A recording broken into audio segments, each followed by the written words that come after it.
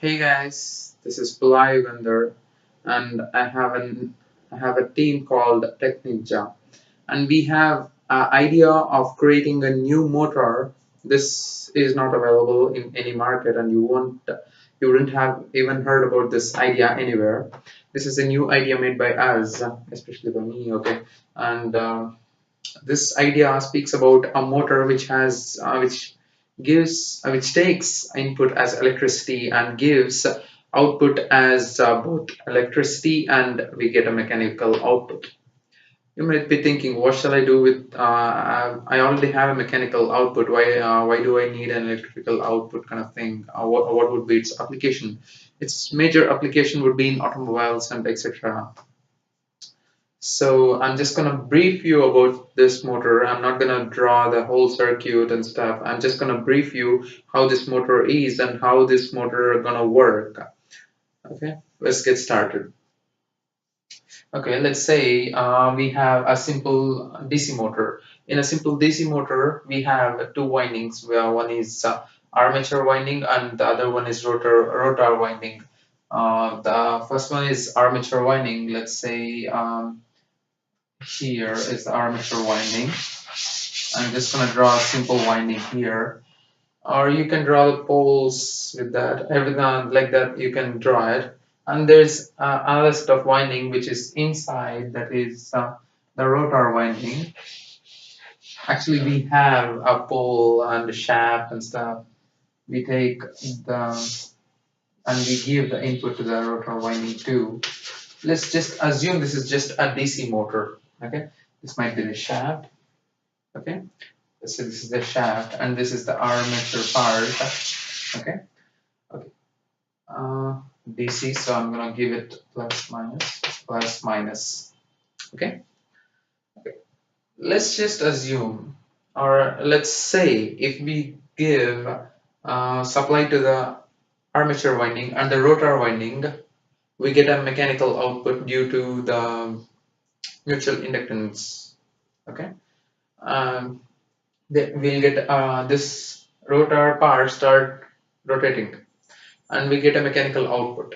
Okay, and instead of that, if we just give this armature winding, give supply just to this armature winding, and if we give the mechanical input, if we start rotating this rotor part, we get an electrical output from the rotor part. Okay, so what I'm here going to change is just a simple thing. Okay, I'm going to give supply to this rotor part. Okay, and I'm not going to give supply to this stator, which is the armature winding. Okay, and I'm gonna give, and if I start rotating this rotor part by giving the supply to it, we can get an output from this armature winding which is not rotating. Okay, that's the case. So what I'm gonna do is use this motor as a motor, just use it like a motor. I'm gonna give supply to this armature winding and this rotor winding. In addition to this armature winding, I'm gonna add an extra set of winding with the armature winding and take an output. Sorry, minus. Negative. Okay. Take an output from that. See, like, let's imagine I have a pole here. I have a pole here. Okay. And its pole is here and its pole is here. I'm just gonna put this winding here on this pole and on this pole where the same winding is present, where this armature winding is present. And I'm gonna give the supply to this armature winding and this rotor winding, due to which it acts as a motor. So I'm getting a mechanical output. Okay. As this rotor starts rotating, there is another set of winding here which is not rotating, or which doesn't even have supply to it. Okay, and we all know, if conductor comes in contact with the magnetic field, the changing magnetic field, there is power. We get power from it. It works the same principle. So we're going to get the mechanical output, and we are also going to get electrical output here. Okay, I don't have a tester, so I'm going to use this cloth. And I'm gonna explain you about the application part now. Application part, let's just say I have a car. Okay, I have a car which runs in fuel, so I'm not very happy with it. So as the fuel rate is increasing, and they're gonna get over a period of time, or over a period of time. So what I'm going to do is buy a new car which is electrical operated, and I have the car whose battery efficiency is very low. It is decreased. It is decreasing battery efficiency. It is too low. Okay.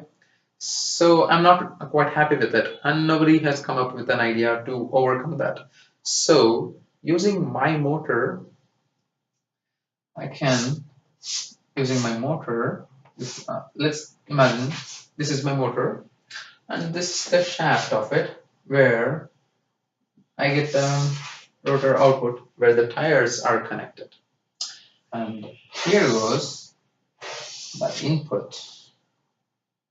This is for, let's say, armature, and you'll get another one, the extra setting winding.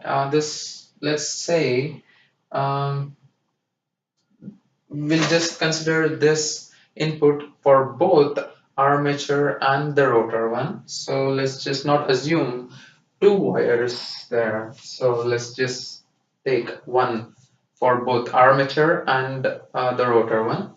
The other wire which comes out gives us the electrical output. So we can just directly couple this and get a constant mechanical output, which is not possible practically due to the losses. This motor has losses. That losses is mechanical losses, iron losses, and eddy current losses. Eddy current losses? No. Mechanical losses and I square R losses. Due to which there are losses. Due to which the output power is not equal to the input power we are giving. So due to which the overall speed of this motor will reduce constantly. So what we can do is, not by just directly coupling it. Okay, I'm gonna connect this to a battery. Let's assume this is a battery. This is positive, this is the negative. Positive goes to positive, and this negative goes to negative. Okay, and here the same thing happens for the recharging part too. Okay, goes back to the battery, and as all these wires goes to the battery, okay, let's assume I'm the battery. Okay, I'm the battery, and this is the output going to the motor. Okay, and this is the input coming to the motor. Okay, I'm fully charged. I'm fully charged. I'm ready to give power to this motor, and I'm going to give power to this motor. And I'm giving power to this motor right now, and that power is slowly deteriorating.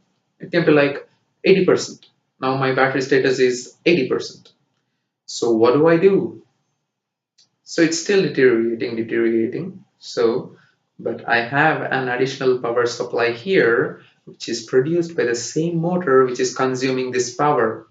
And this additional power adds up to me, and as this power goes like 80%, it's let's say it just adds 5% of battery for 20%.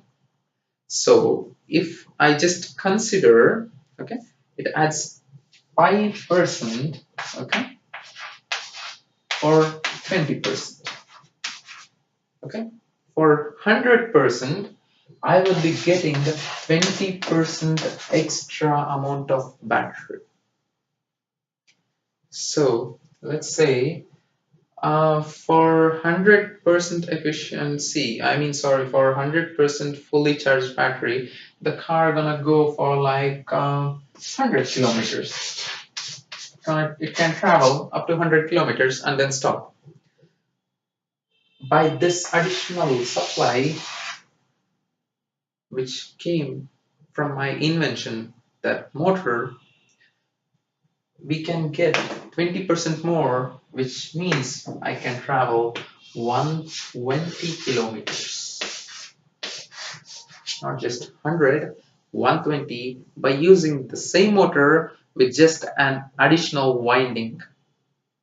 And this is the whole story behind this motor. And I'm gonna call this motor as, probably, or you should remember this,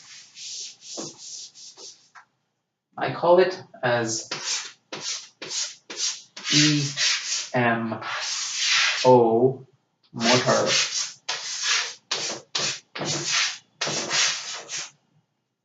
EMO motor. Okay, you're probably getting the reverse of it. Okay, you just adjust. Okay. EMO, electrical and mechanical output motor. This is the name I'm going to give it to this. Okay, thank you.